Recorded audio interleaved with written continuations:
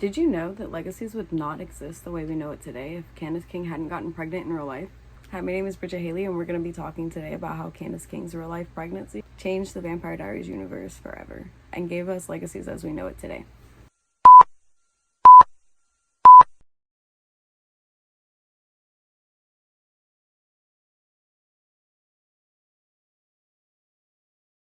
So, as all of us Vampire Diaries lovers know, watching this show, Candice King played Caroline Forbes, and Caroline Forbes was... she was Caroline Forbes, okay? She was definitely one of the best characters in the show. She was one of the most annoying as well, at first, especially. Still annoying later, but definitely at first. She also had a lot of character development. There was a moment in the show where we see Caroline tell Elena that she is too maternal to not have children when she is discussing taking the cure versus not taking the cure after Bonnie came back from the prison world and brought the second version of the cure back. So in that moment, to me, it felt like Caroline was like kind of sad in herself, like that she didn't have that choice anymore, and it kind of came out in the way that she was talking to Elena. At least that's what I got from that scene. I don't know about anyone else. Caroline becoming a mother eventually, it fit. It really did. Like, it didn't make sense because, like, a whole complicated thing. Yeah, but Caroline becoming a mother was something that was just really awesome to see through the show. It was something she needed, let's be honest. Caroline is such a great mother. Her raising the twins, being there for Alaric, everything she did to be their mother, like that letter that she wrote to Lizzie and Legacies gets me like every time. I'm like, oh my god. So if you watch the Vampire Diaries, you know that Jo and Alaric got together eventually in season 5. They got pregnant, and once Alaric found out that Jo was pregnant, he proposed to Jo. Jo was like, no, you're just saying that because I'm pregnant. But then he showed her that he had already purchased a ring and he bought it after their first date. So they have their wedding, and Kai, Jo's evil psychotic twin brother, who had just merged with Luke, he was already merged with Luke at this point, he comes and he's invisible, and he... yeah, and then so Jo's gone. So Jo and the twins are gone. They're dead. That's that. Jo's death, that was that. That was that. The twins were dead too. The writers were not planning on bringing the twins back. They were dead. They were all dead. And Alaric was going to go on this whole like awful dark binge, and that was going to be the start of his arc. Candice King got pregnant in between the seasons, and so they're not going to recast her, or there's no way to necessarily hide that in the types of scenes that she has to do. It would be really hard to hide that. So production had to come up with this whole thing of, okay, how can we write her pregnancy into the show? And it just so happened that the twins had just died. So they're like, okay, well, twins aren't dead anymore, basically. So it sparked the whole Gemini coven planting the twins into Caroline thing. So if Candice King hadn't gotten pregnant in real life, the twins were going to stay dead. We would not have Lizzie and Josie and Legacies. The writers were still going to do some kind of spinoff that would involve Hope and probably a school and whatnot, but not having Lizzie and Josie and Legacies would have been a completely different show, obviously. I am so grateful that I got to experience Legacies as it was and not without the twins. They were awesome, and their relationship with Hope was awesome, and all the development and growth that we get to see, it's just amazing. All like, it really helps tie everything together. And then Legacies wouldn't be Legacies, it would be Legacy. It would just be about Hope. And it's like, okay, because why are there no original Vampire Diaries kids from there? You know, that would be weird. I'm sure if we didn't have the twins, I'm sure they would try to come up with something to put other people's kids in there, I would hope. Because only having one Legacy child is lame to me. I don't know about you guys. I would think that was lame. I don't want to only see one. I love the fact that we got to see all 3 of the kids. And plus, why, like, there wouldn't be Like, was Alaric still going to be the headmaster of the school, or who was going to do that? Like, would it be, like, would Elijah maybe not have died with Klaus so that he could have been the one to make the school and do better for Hope? I'm not sure where exactly they would have gone with that if Alaric hadn't built the school for the twins. Like, how would, like, I don't know. I'm sure, knowing the writers, it still would have been great, but it would not be the same, and I love it the way it is. I mean, think about how many scenes and storylines would be different if we didn't have the twins. We wouldn't have so many beautiful and heartbreaking scenes that we've been able to enjoy. We wouldn't have MG and Lizzie. We wouldn't have the sisterhood between Hope, Josie, and Lizzie. We would have been able to watch Josie become so much more confident in herself and become her. We wouldn't be able to watch any of this. We wouldn't be able to watch Lizzie's emotional calm down. We wouldn't be able to see the symmetry, like the pure symmetry between Vampire Diaries and Legacies. In that scene where Caroline is going off on Alaric, deservedly so. You know which scene I'm talking about. You know what scene I'm talking about. You know what scene I'm talking about. Okay.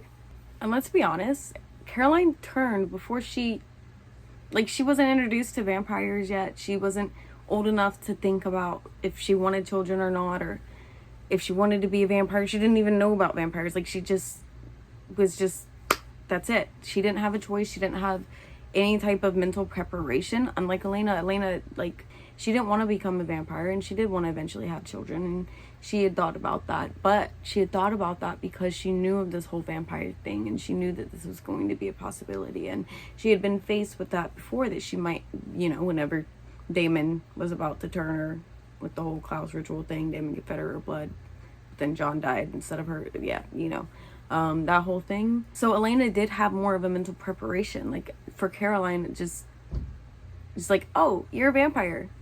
Surprise. I mean, she just had to be okay with not having children, but let's be honest, like, deep down, she probably never was, knowing Caroline. And then, of course, there was that scene where she was telling Elena, you're too maternal not to have children, and to me, I just felt like she was really talking partially to herself as well. Like, you could hear some bitterness, and I don't know if that was Caroline. I don't know if Candice King meant it to play out like that. I don't know if I'm just interpreting it that way, but I personally felt like it was kind of like something that Caroline was holding on to, that's why it was affecting her so much, and that's why she was so passionate about the fact that Elena should have children, because Elena had this option in her hand and Caroline didn't. And I don't think Caroline would have wanted to become human again, but obviously she didn't, because she didn't want the cure, especially not over Elena anyway. But I think that is a big part of why she didn't want the cure, is it's like not over Elena, but even then I don't think Caroline wanted the cure, but she did want to have kids. Caroline was not just a organized person, a neurotic person, a controlling person. She was also very nurturing. She was emotionally attentive. She was very protective. She was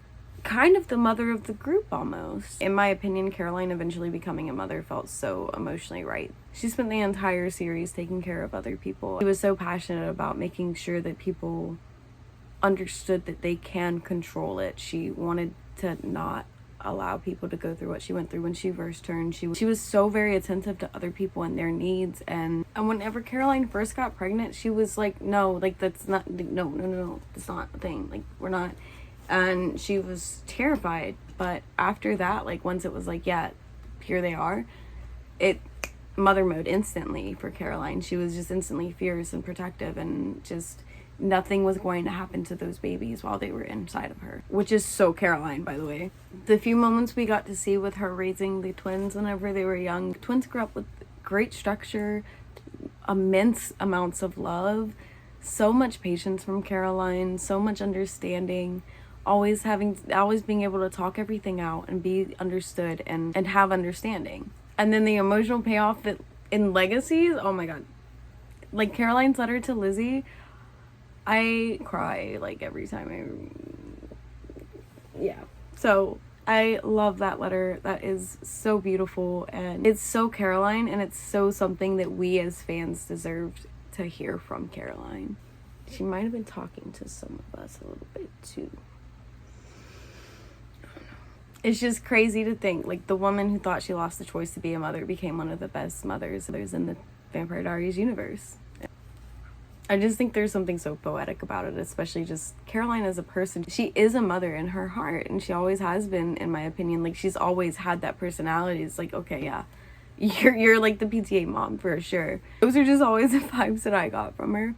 And I had been hoping ever since the whole Klaus miracle thing that somehow Caroline would have a baby. I'm not gonna lie to you. Like, I legitimately, once Klaus had a baby, I was like, oh, Caroline? So thank you, Candice King. Thank you. Genuinely thank you, because I don't even know how to put it into words that I am so grateful for this show and the universe as we have it, as far as the twins go.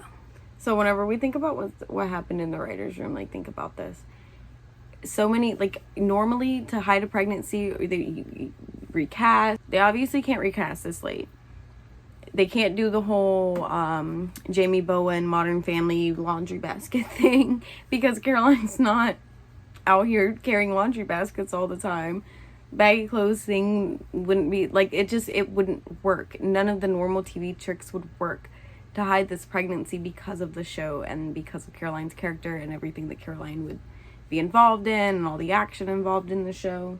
And it ironically worked out pretty perfectly with the whole Heretic storyline and the whole, like, oh my gosh, there's so many more magic siphon people and that whole storyline. So they made the twin siphon babies, and it also, like, opened our mind to more being possible with this whole Heretic situation. So we're just hearing about the Heretics. Jo just died. Candice King gets pregnant. Did you plan it, girl? Did I won't reveal your secrets. But no, seriously, it feels planned. Whenever I found out that she had gotten pregnant in real life and that's the only reason, I was like, there's no way. There is a way, because that's what happened. But I was so shocked because I was like, that it felt so intentional. It really did.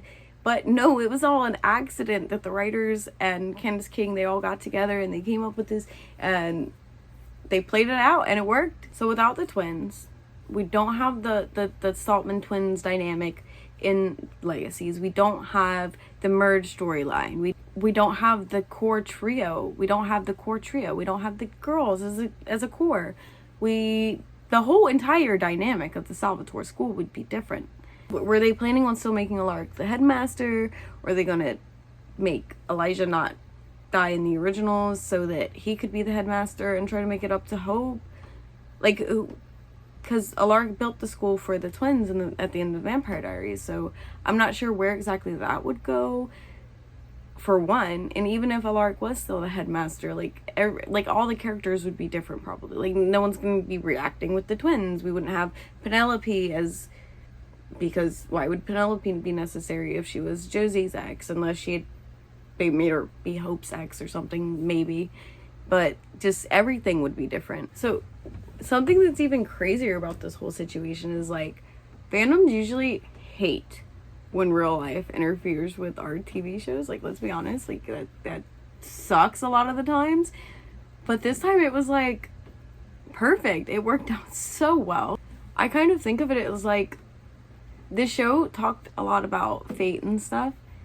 And it's kind of like Candice King was fated to get pregnant, too. Like, so the twins storyline did not just solve a production problem mechanically, it also solved a production problem emotionally and added so much more depth and lore to the entire universe, which we got to see more results of in Legacies, and it was beautiful to be able to watch. So in summary, thank you, Candice King. We would not have Legacies as it is today. We would not have the vampire universe the last few seasons. It wouldn't be the way it was. It would not be as beautiful and emotionally deep. Or maybe it would be, but it would be different, and I don't want it different. I love the way it is. So thank you, Candice King, for getting pregnant, and thank everyone who watched this video and wanted to find out how Candice King changed the Vampire Diaries universe forever, and here it is. So there you have it, a production problem that accidentally created one of the most beautiful storylines in TV history, in my opinion, but I am only 24, so take it with a grain of salt, but that's just my opinion. Alright, so before you leave, drop a comment below. What do you think the universe would look like if it wasn't for this whole situation and we didn't have the twins? Would we still have Legacies? How do you think Legacies would be? Don't forget to like and subscribe. Thank you. Bye.